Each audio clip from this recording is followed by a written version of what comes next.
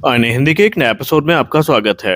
दोस्तों, भारत के स्वदेशी लड़ाकू विमान कार्यक्रम से एक ऐसी खबर सामने आई है जो भारतीय वायुसेना की ताकत को एक नए स्तर पर लेके जा सकती है। कहा जा रहा है कि तेजस मार्क 2 का फ्रंटल रडार क्रॉस सेक्शन यानी आरसीएस तेजस मार्क 1 अल्फा की तुलना में तकरीबन 75% तक कम होगा।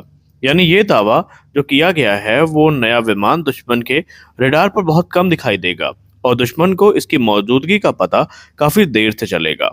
लेकिन सवाल ये है कि आखिरकार तेजस मार्क 2 में ऐसा क्या खास है? क्या ये वास्तव में राफेल जैसे लो ऑब्जर्वेबिलिटी क्षमता हासिल कर सकता है, या भारत के महत्वाकांक्षी जो एडवांस मीडियम कॉम्बैट एयरक्राफ्ट है इस प्रोग्राम से इसमें कुछ चीजें ऐसी बोरो करी गई हैं जो पहले इस प्रोग्राम का हिस्सा नहीं थी, या ये सिर्फ एक हाइप है जो तेजस मार्क 2 के रोल आउट से पहले क्रिएट की जा रही है? आज के इस वीडियो में हम इसके बारे में बहुत कुछ जानेंगे और कुछ नई इन्फॉर्मेशन भी है जिनको हम डिस्कस करेंगे, तो बने रहिए इस वीडियो के अंत तक। सबसे पहले हम समझते हैं कि तेजस मार्क 2 हमारे लिए इतना इंपॉर्टेंट क्यों है और ये है क्या। तेजस मार्क 2 बेसिकली भारत का एक मीडियम वेट फाइटर एयरक्राफ्ट है जिसको MWF भी कहा जाता है, और यह मौजूदा तेजस मार्क 1 से काफ़ी बड़ा है, उससे ज़्यादा ताकतवर है, उससे कहीं एडवांस है, और ये एक आप कह सकते हैं मीडियम वेट कैटेगरी में आने वाला फाइटर जेट होगा। यहाँ तेजस मार्क 1 अल्फा का मुख्य रूप से हल्के विमान के रूप में जो भूमिका है वो इंडियन एयरफोर्स में देखी जाती है, तो वहीं तेजस मार्क 2 को मध्यम श्रेणी के मल्टी रोल फाइटर के रूप में विकसित किया जा रहा है। इसमें ज्यादा ईंधन ले जाने की क्षमता होगी, ज्यादा हथियार के ले जा सकेगा, और इसकी रेंज भी काफी ज्यादा होने वाली है। अब बात करते हैं उस शब्द की जिसको लेकर बहुत सारी बातें हुई हैं और वो चर्चा में भी है, वो है आरसीएस यानी रेडार क्रॉस सेक्शन। सरल भाषा में कहें तो किसी विमान को रेडार पर कितना बड़ा दिखाई देना है, ये उसका रेडार क्रॉस सेक्शन कहा जाता है। यानी कि कोई विमान रेडार पर कितना बड़ा दिखाई देता है उसी को हम आरसीएस कहते हैं। जरूरी नहीं कि विमान का वास्तविक आकार ही रेडार पर दिखाई दे, कई बार बड़ा विमान भी रेडार पर छोटा दिख सकता है और छोटा विमान भी रेडार पर बड़ा दिख सकता है। अगर किसी विमान का आरसीएस कम है तो दुश्मन का रेडार उसे देर से खोज पाएगा, और यही कारण है कि आधुनिक लड़ाकू विमानों में आरसीएस कम करने पर बहुत जोर दिया जा रहा है। अब तेजस मार्क 2 का आरसीएस होगा कितना, आपके मन में ये प्रश्न तो आ ही रहा होगा। देखिए, रिपोर्ट्स की बात माने तो तेजस मार्क 2 का जो फ्रंटल आरसीएस है ये तकरीबन 0.1 से 0.2 वर्ग मीटर तक हो सकता है। वहीं अगर आप तेजस मार्क 1 अल्फा का आरसीएस देखें तो तेजस मार्क 1 अल्फा का आरसीएस लगभग 0.5 वर्ग मीटर माना जाता है। इसका मतलब ये है कि नया तेजस मार्क 2 अपने जो पूर्ववर्ती विमान हैं उनकी तुलना में 4 गुना कम रेडार सिग्नेचर रखता है, और यही कारण है कि इसे 75% आरसीएस की कमी के रूप में देखा जा सकता है। अब यहाँ पर सबसे बड़ी बात यह है कि ये उपलब्धि इसलिए और भी बड़ी हो जाती है क्योंकि तेजस मार्क 2 आकार में मार्क 1 अल्फा से बड़ा है।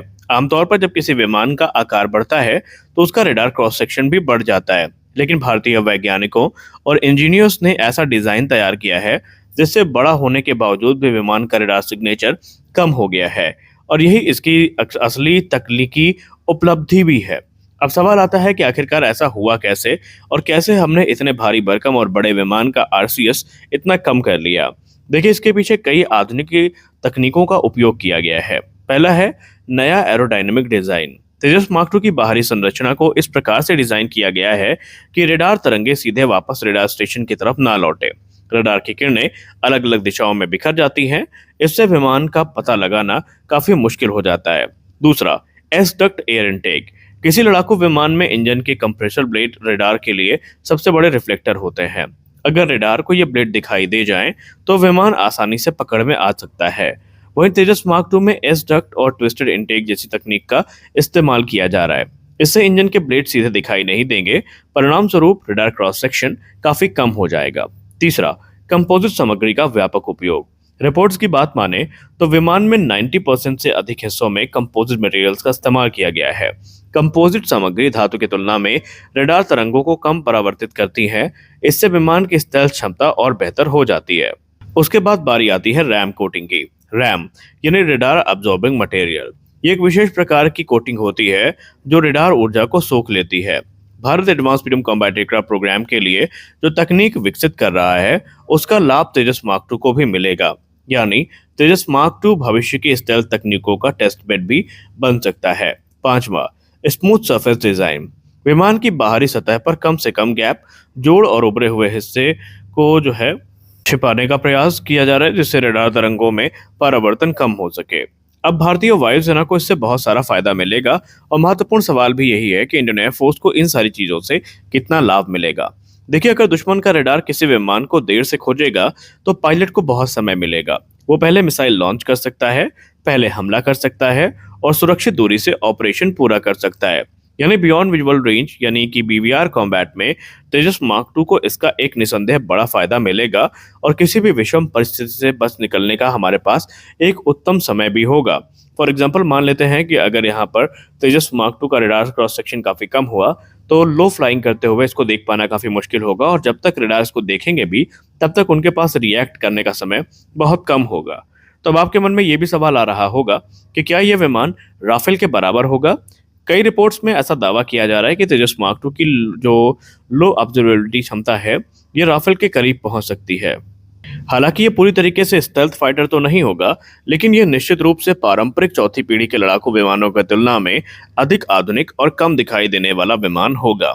तो अभी हमारे पास ऐसा भी नहीं है कि कोई चुनौतियां नहीं है, इसमें बहुत सारी चुनौतियां भी हैं और बिल्कुल हैं। सबसे बड़ी चुनौती तो तब आती है जब विमान को पूरी तरीके से हथियारों से लैस करना हो, क्योंकि जब हमारे पास हार्ड पॉइंट्स पे वेपन सिस्टम होंगे, जैसे कि पंखों के नीचे मिसाइल्स हो गई, बॉम्ब्स हो गए, फ्यूल टैंक लगाए गए, तो इनका आरसीएस बढ़ सकता है। और यही वजह है कि डिजाइनर्स को हर परिस्थिति में रडार सिग्नेचर कम बनाए रखने का काम करना होगा। इसके अलावा जनरल इलेक्ट्रिक F414 इंजन, उत्तम एसा रडार और अन्य महत्वपूर्ण प्रणालियों का समय पर तैयार होना भी हमारे लिए बहुत जरूरी है। दोस्तों, यहाँ पर सबसे दिलचस्प बात ये सामने आई है कि तेजस मार्क टू में एक नया लड़ाकू विमान बनाने की हमारे दृष्टिकोण को हमने देखा तो है, लेकिन हमने यहाँ पर ऐसा भी नहीं है कि कोई हमने बहुत बड़ा इस समय रिस्क ले लिया हो। हमारे पास पहले से तेजस मार्क वन अल्फा का अनुभव है और यही अनुभव हमारे लिए यहाँ पर बहुत काम आ रहा है और ये भारत के भविष्य के स्टेल्थ फाइटर एमका की दिशा में भी एक महत्वपूर्ण कदम है, क्योंकि मार्क टू में जो RAM coating, composite materials, air intake design और आरसीएस रिडक्शन तकनीकें विकसित की जा रही हैं, वो आगे चलकर एडवांस फ्रीडम कॉम्बैट एयरक्राफ्ट और फ्यूचर के जो इटरेशंस हैं उनमें दिखाई पड़ेंगी। इसका मतलब यह है कि तेजस मार्क टू भारत के स्टेल्थ फाइटर भविष्य की प्रयोगशाला भी बन रहा है। तो कुल मिलाकर तेजस मार्क टू भारतीय रक्षा उद्योग के लिए एक बड़ी उपलब्धि साबित हो सकती है।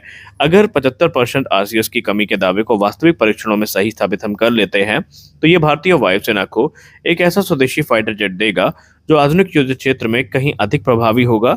ज्यादा हथियार, ज्यादा रेंज, आधुनिक रेडार और बेहतर सर्वाइवल क्षमता इसके पास होगी, वहीं इसका रेडार सिग्नेचर काफी कम होगा। ये सभी विशेषताएं तेजस मार्क टू को भविष्य में भारतीय वायुसेना की रीढ़ बना सकती हैं। और सबसे बड़ी बात कि यह विमान भारत को एमका जैसे पांचवी पीढ़ी के स्टेल्थ फाइटर की दिशा में तेजी से आगे बढ़ाने में मदद करेगा। तो आज के इस वीडियो में बस इतना ही। आशा करते हैं वीडियो आपको अच्छी लगी होगी। वीडियो अच्छी लगी वीडियो को लाइक करिए, नए हैं चैनल को सब्सक्राइब करिए। मिलते हैं अगले वीडियो में, तब तक के लिए जय हिंद।